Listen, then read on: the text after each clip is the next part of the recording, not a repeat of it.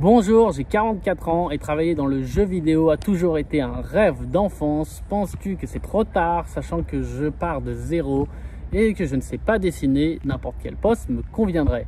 Alors déjà, merci pour ta question. Alors il y a deux questions, c'est est-ce que tu veux travailler dans le jeu vidéo ou est-ce que tu veux créer ton propre jeu vidéo? Donc déjà, on va parler de créer son propre jeu vidéo. Et donc, les différentes étapes que je recommande. Déjà, la première chose, c'est d'essayer de se lancer dans un tout petit projet. Par exemple, créer un platformer sans limite de temps et de tout simplement apprendre à toucher un petit peu à tout, soit la programmation, la musique. Évidemment, quand je dis la musique, ça veut dire pas forcément composer. Vous pouvez piquer des morceaux, n'importe laquelle. De toute façon, c'est pas pour un projet commercial, donc vous pouvez juste piquer n'importe quelle musique que vous voulez. Vous pouvez prendre les sprites que vous voulez. Vous pouvez prendre le code que vous trouvez sur internet et l'utiliser comme vous voulez. Vous créez votre petit truc à vous et vous faites votre tambouille, vous mixez tout et vous créez un projet rien que pour vous. Voilà. Là, l'avantage de ça, c'est que ça vous donnera un petit peu tout simplement un objectif, une première victoire.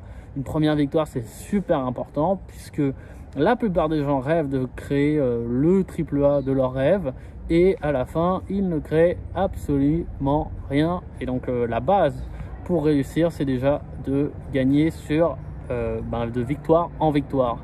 Donc après que vous ayez créé votre petit projet, je vous recommande de faire des game jams, mais de faire des game jams seuls. Donc ça vous donne une limite de temps qui est de 48 heures. 48 heures pour créer son propre jeu vidéo seul. Pourquoi seul? Parce que c'est compliqué les gens. Et donc je vous invite avant tout, si vous voulez avoir encore une fois l'occasion d'essayer de faire des petits projets en 48 heures, d'essayer ce que vous voulez, finalement faire des game jams seul, c'est vraiment très plaisant et ça peut vous permettre de progresser très rapidement. Après, évidemment, vous serez limité par votre skill, en gros vos compétences. Et donc, vous avez deux choix. Soit vous améliorez vos compétences dans ce domaine, qui fera la plus grosse différence pour vos projets, ou vous vous associez avec quelqu'un pour une game jam. Mais je pense que c'est mieux de faire des game jams en équipe quand vous avez déjà une certaine expérience et deux, en fait vous avez déjà un besoin parce que cette personne qui va rejoindre votre équipe, tout simplement elle va apporter quelque chose que vous savez être utile et c'est pas juste le foutoir de 20 gars qui savent pas coder et qui savent pas faire de jeux vidéo, qui se regroupent pour essayer de faire un truc qui va ressembler à rien. Et puis à la fin, vous êtes ni content du résultat, ni des amis que vous avez rencontrés. Donc c'est pas forcément le bon truc. Et évidemment, dans ces game jams en équipe, l'avantage c'est que ça permet de rencontrer des gens que vous pouvez après, si ça s'est bien passé, garder dans votre carnet d'adresses, pouvoir faire d'autres game jams ensemble et potentiellement vous lancer dans un gros projet. Et évidemment, si votre gros projet est successful, marche bien, potentiellement vous pouvez soit vous faire un petit peu d'argent sur le côté après votre travail, soit tout simplement carrément pouvoir passer full time et devenir dev indé. Mais évidemment c'est un peu le rêve pour beaucoup, mais peu de gens y arrivent. L'avantage de cette approche, c'est évidemment que il n'y a pas de barrière à l'entrée. Vous pouvez faire ce que vous voulez, à part évidemment vous êtes limité par votre compétence, mais vous pouvez prendre votre temps pour tout simplement développer vos compétences, travailler sur ce qui vous plaît et vous avez une liberté créative totale puisque vous travaillez sur ce que vous voulez. Mais évidemment par contre c'est très long de faire de l'argent avec cette méthode parce qu'il faut juste être vraiment très bon et même gagner une game jam et avoir une démo qui marche super bien, ça ne vous rapporte pas d'argent. Donc il faut vraiment arriver à un peu la dernière étape des étapes que je vous ai dit pour enfin toucher de l'argent. Mais ça peut être hyper épanouissant parce que si c'est votre rêve de faire des jeux vidéo, en fait cette liberté créative finalement va peut-être beaucoup plus vous épanouir que si vous travaillez dans un studio de jeux vidéo. Voilà. Et donc ça veut dire par contre savoir un petit peu tout faire, mais vous pouvez trouver plein de ressources et plein de hacks pour vous êtes pas très doué en programmation, il y a toujours un pack de code ou un tuto sur YouTube où il juste copier-coller le code et avoir un truc qui marche. Pareil pour les sprites, pareil pour la musique. Si Moi, j'ai aucune idée de comment on compose de la musique. Tous les jeux que j'ai sortis ont toujours eu de la musique parce que j'ai toujours piqué de la musique à droite et à gauche. Vous tapez copyright free music et vous trouvez de la musique gratuite que vous pouvez utiliser pour n'importe quel de vos projets. En plus, c'est légal. Donc, vous ne prenez pas la tête. Il n'y a pas besoin d'apprendre à jouer de la trompette pour faire du jeu vidéo. Voilà. Alors après, maintenant, travailler dans le jeu vidéo. Alors déjà, la première chose, c'est que pour travailler dans le jeu vidéo, il faut du coup avoir un niveau professionnel dans quelque chose. Et donc, ça veut dire quand même avoir investi dans ce domaine. Mais il faut voir que dans les jeux, par exemple, dans les studios AAA, en fait, les travaux, le job qui sont nécessaires pour faire un jeu vidéo AAA, c'est hyper vaste. Notamment, par exemple, les RH, eh bien, ils contribuent au projet puisqu'ils recherchent des postes et des talents pour le projet. Le marketing, par exemple, eh bien, vous serez surpris peut-être d'apprendre que le budget d'un AAA, le marketing est un budget supérieur à celui de la production. Donc, visiblement, faire de la pub pour un jeu AAA, c'est plus efficace que d'avoir un jeu polish et qui tourne bien. D'ailleurs, on peut voir tous les jeux qui sortent en ce moment complètement moitié finis et qui se vendent quand même par millions.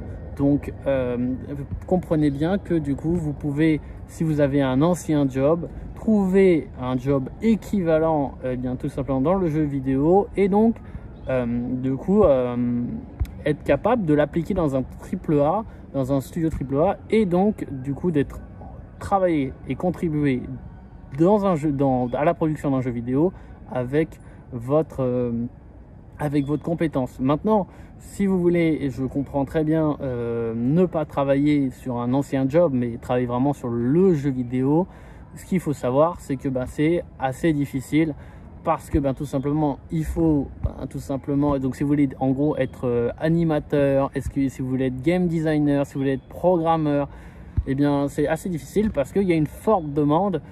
Tout le monde veut faire ce genre de métier. Il faut évidemment du coup être compétent professionnellement là-dessus. Généralement du coup, comme il y a beaucoup de demandes, il faut des diplômes parce qu'il y a tellement de monde que de toute façon déjà rien que filtrer avec les diplômes, ça suffit. Et en plus, on a une main d'œuvre généralement pas chère qui sort d'école et qui est un petit peu naïve sur le droit du travail et sur combien est rémunéré un ingénieur, etc.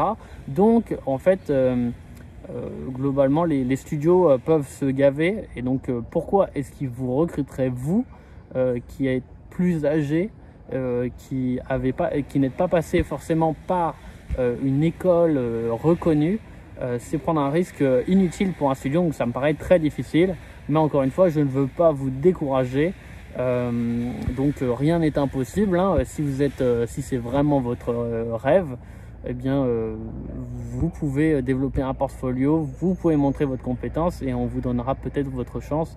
Mais sachez vraiment que si c'est vraiment pas lié à votre formation, c'est vraiment un domaine difficile si vous ne créez pas votre propre chemin. Voilà. Et donc la question aussi, c'est est-ce que c'est un rêve, puisque en gros tu as 44 ans et tu me dis que tu démarres de zéro. Généralement, si par exemple on veut réaliser un tour du monde en voile et que c'est un rêve, eh bien on prend au moins un cours de natation et on prend un cours de voile peut-être le week-end. Donc c'est sûr que si c'est un rêve, va falloir et qu'en 44 ans tu n'as pas réussi à trouver un moyen de travailler activement à ce rêve, c'est sûr qu'en ne changeant pas d'attitude, ça va pas bouger, hein. Donc il faut, quand on a des rêves, il faut courir après, il faut aller les chercher. Et donc, eh bien écoutez, si tu as en tout cas vraiment l'envie d'aller chercher ces rêves, eh bien je te souhaite bon courage, voilà. Mais sache que rien ne tombe du ciel, voilà. Écoute, en tout cas, j'espère que cette réponse te conviendra et vous aidera aussi. Si vous avez d'autres questions, n'hésitez pas à me le mettre en commentaire, j'y répondrai avec grand plaisir. Prenez soin de vous les amis et puis croyez en vos rêves, allez chercher. Bisous bisous.